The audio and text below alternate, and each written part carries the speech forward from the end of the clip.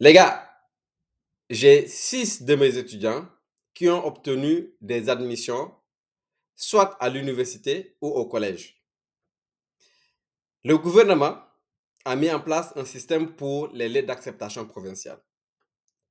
Les écoles qui ont fourni ces lettres d'acceptation-là, la lettre d'admission à mes étudiants, sont au nombre de 6 qui ont obtenu dernièrement des admissions.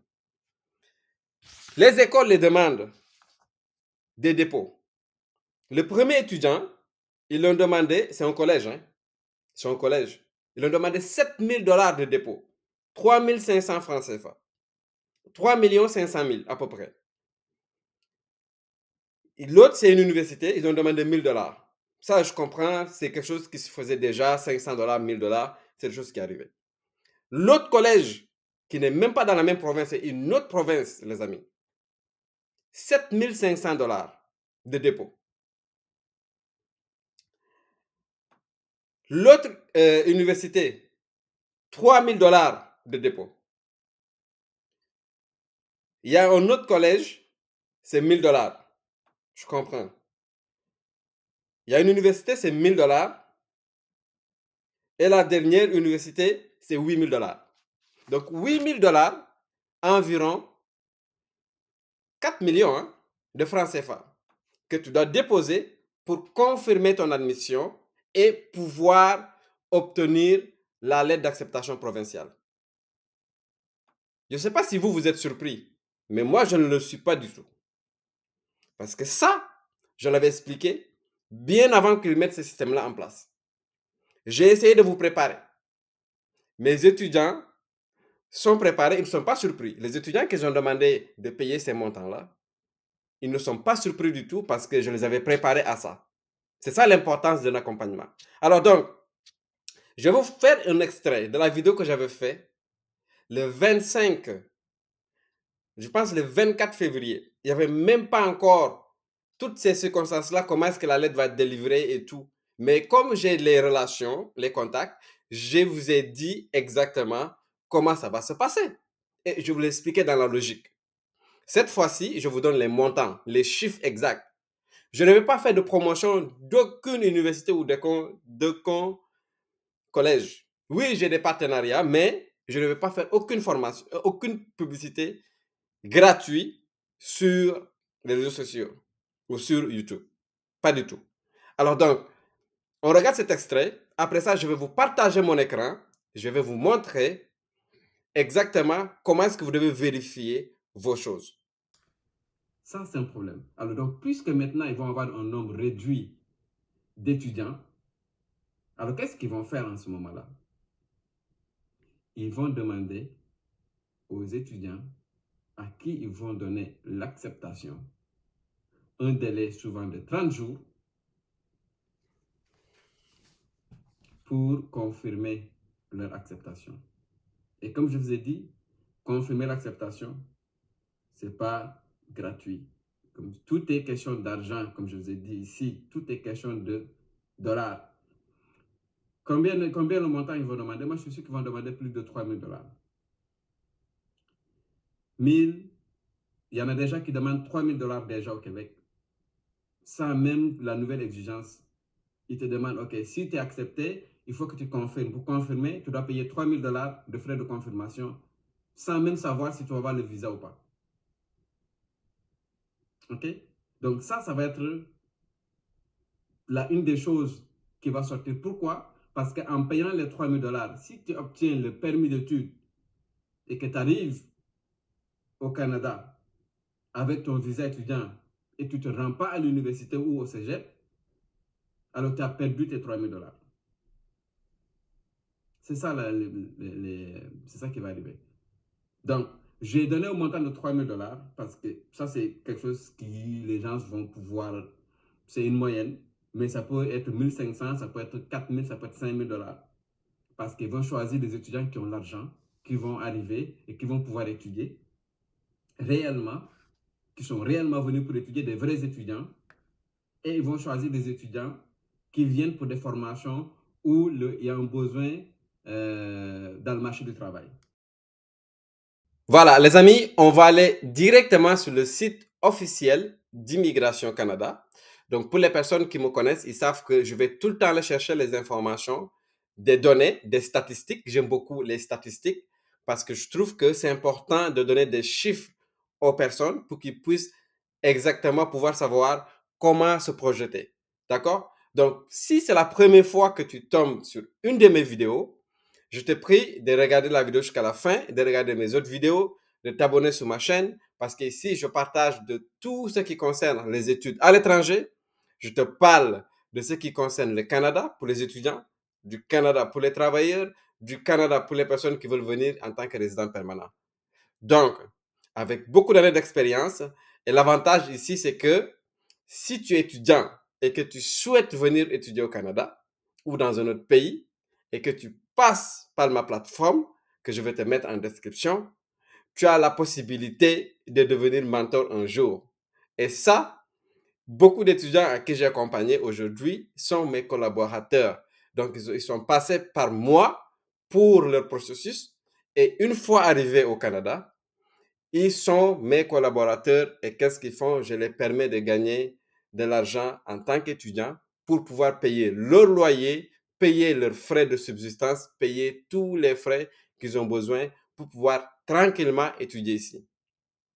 Ceux qui ne sont pas passés par ma plateforme, je suis désolé pour vous, mais c'est tout simplement ceux qui sont passés par ma plateforme parce que c'est une plateforme de collaboration.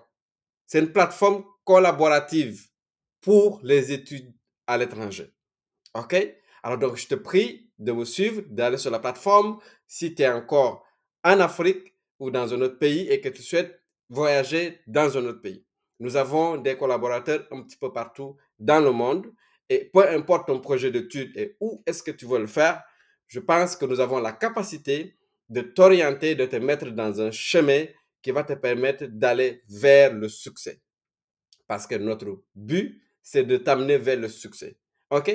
Alors, sans tarder, on va aller directement sur le site d'immigration. OK? On va aller en français parce que, comme vous savez, hein, c'est vraiment les personnes qui parlent français.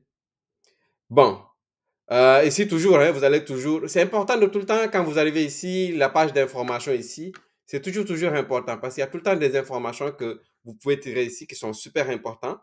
Alors, nous, qu'est-ce qui nous concerne? C'est les étudiants. Donc, étudier, vous allez dans étudier, OK? Alors, comme je vous ai dit, information, c'est toujours important.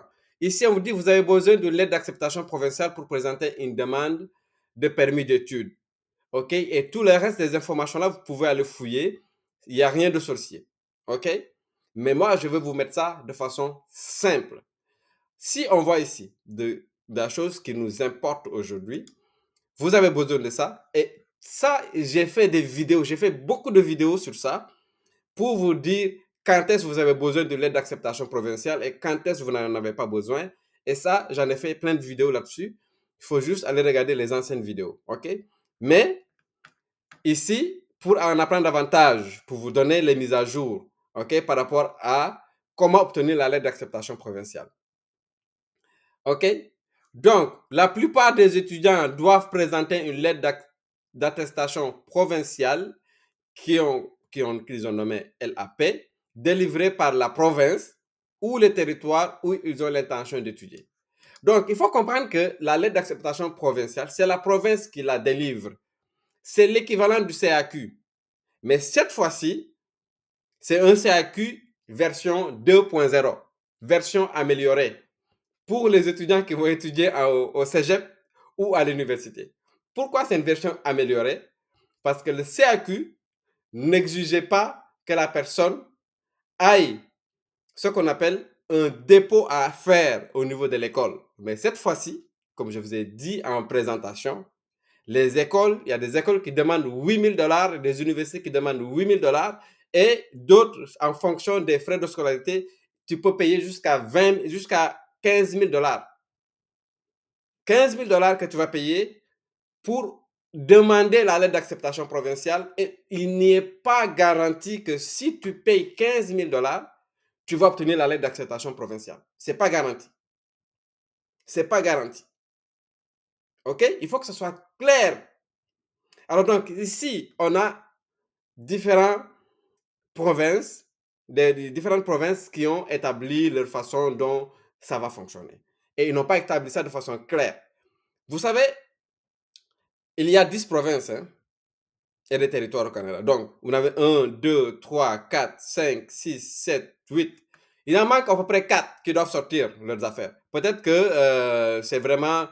ils vont le sortir bientôt, mais il en reste encore. OK? Mais nous, notre concentration, c'est quoi? C'est vraiment dans les écoles francophones. Les écoles où on parle français, où tu peux aller étudier français. Donc, c'est ça qui nous importe. Donc, sinon, j'ai quand même une communauté anglophone, des étudiants anglophones que j'accompagne dans les universités anglophones. Mais la plupart des personnes qui suivent la chaîne YouTube, ce sont des personnes qui réellement étudient en français. Ici, c'est le même discours pour toutes les provinces. C'est le même discours, hein? Il n'y a rien qui change, les amis. C'est le même discours. Regardez. Les d'acceptation provinciale en date du 1er mars. Donc ça, on n'a pas besoin. Donc eux, ils ont commencé à partir du 1er mars, mais ça a été annoncé plus tard que ça, hein, sur le site. Contactez votre école pour savoir comment demander une LAP. C'est ça, c'est tout le temps la même maudite affaire. Hein? Excusez-moi de l'expression. Colombie-Britannique, ok? Je n'ai pas besoin d'y aller là parce qu'on n'a pas d'école francophone là.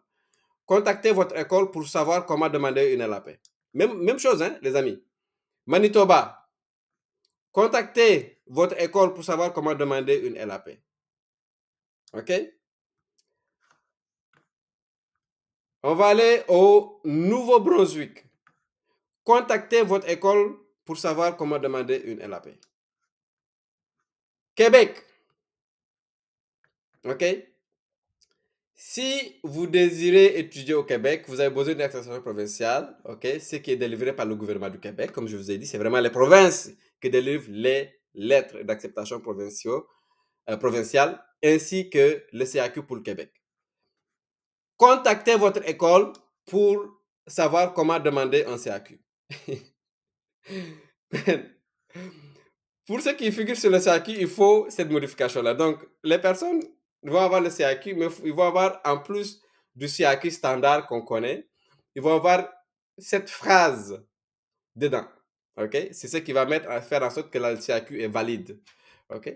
Donc, j'en ai parlé déjà dans d'autres vidéos. Hein? Donc, vous pouvez aller fouiller les autres vidéos, là. Ça va être OK. OK? Donc, école en Saskatchewan. On y va.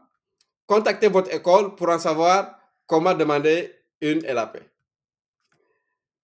École à Terre-Neuve et Labrador. Contactez votre école pour savoir comment demander une LAP. Et ici, dans les autres provinces, il reste encore, comme je vous ai dit, il reste encore quatre provinces ou territoires, ou peu importe, qui doivent annoncer vraiment la façon dont ils vont le faire. Mais je ne suis pas surpris, hein, que ne vous perdez pas votre temps à attendre de voir qu'est-ce qu'ils vont dire là-dedans parce qu'ils vont rien dire de concret. Ça va être la même chose qu'ils vont répéter ici. Contactez votre école pour savoir comment demander une LAP. Très important. Donc, les amis, ici, à partir d'ici, vous savez que vous n'avez rien du tout comme information, rien du tout. Vous n'avez rien comme information. Pourquoi? Parce que vous devez aller directement au niveau de votre école, comme ce que mes étudiants ont fait. Il fallait que je contacte les écoles pour savoir comment ça doit fonctionner au niveau des lettres d'acceptation provinciales. Je ne sais pas pourquoi j'ai dit tout le temps provinciaux. En tout cas, de toute façon, le plus important, c'est que vous compreniez ce que je veux dire. OK? Alors donc, le truc, c'est qu'il faut contacter directement ton école. Donc, c'est l'école que tu dois contacter. Et quand tu vas contacter l'école, ou ils vont même te le dire, des fois, tu n'as même pas besoin de contacter l'école, ils vont te le dire parce qu'ils sont très vite pour tout ce qui concerne l'argent. OK? Ils sont très vite. Donc, quand il s'agit de traiter les demandes d'admission, souvent c'est lent, mais quand il s'agit de récupérer l'argent, ils sont vite. OK? Donc, ils sont très vite avec ça. Tu n'auras même pas besoin de les contacter. C'est eux qui vont te dire, hey, voilà, tu as obtenu l'admission ici. Là, il faut que tu payes les frais de confirmation, les dépôts, j'appelle ça le dépôt, pour pouvoir obtenir la lettre d'acceptation provinciale. OK? Donc, en ce moment-là, si tu dois faire le dépôt, donc les dépôts de 8 000, 1000, 7 500, 7 000 des étudiants que je vous ai mentionnés, ces dépôts-là sont faits. Ils n'ont pas le choix, il faut qu'ils déposent, sinon l'admission ne sert à rien du tout sans une lettre d'acceptation provinciale. OK? Alors, ils sont obligés de déposer. Donc, il faut que tu ailles au niveau de l'école pour pouvoir avoir ces informations-là. Maintenant, une chose qui est importante, c'est que tu peux aller, moi, comme je vous ai dit, je ne vais pas vous faire la publicité des écoles. Parce que si je dois faire ta publicité, tu dois me payer. La même chose, si vous voulez aller étudier dans une école, vous devez payer l'école. L'école ne va pas vous donner des études gratuites. Vous devez payer l'école pour étudier.